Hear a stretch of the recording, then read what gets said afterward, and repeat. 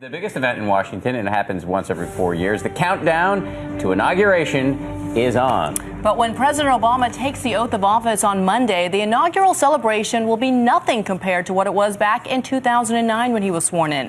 ABC's David Kerley is in Washington with more. Good morning, David. Brianna and Dan, this is my third one. I got to tell you, it gets cold, it seems, every time the president gets ready to take the oath. But while the weather's going to be the same, this is going to be a much different celebration than the one 4 years ago. The barricades are up, the viewing stands built, the finishing touches going on floats. Members of the military have already practiced parading. I, Barack Hussein Obama. And the president says he's ready to take the oath for a second time. The theme of this year's inauguration is our people, our future. Beyonce and James Taylor will perform. But this will be a very different affair. 4 years ago, 1.8 million people filled the mall.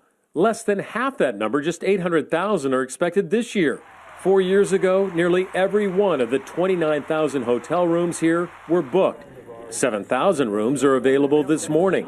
Only 2 inaugural balls versus 10 4 years ago, all after an expensive campaign, a tough economy, and 4 years. Just the moment that was for the country, the first African-American president, and it was new for everyone. But you know what, there still is, a level of excitement despite the numbers. As we move down Pennsylvania Avenue, we'll pass through a cordon. Already, Fortress D.C. is taking shape, a lockdown, as the president talks to historians about hitting the right tones in what will be his last inaugural address. Now, despite the fact that this is going to be a much smaller affair, really it is still a lot of excitement, as Anita McBride said. The number of people that will be here nearly double who came to the second inaugural for President Bush and President Clinton. Dana Biana?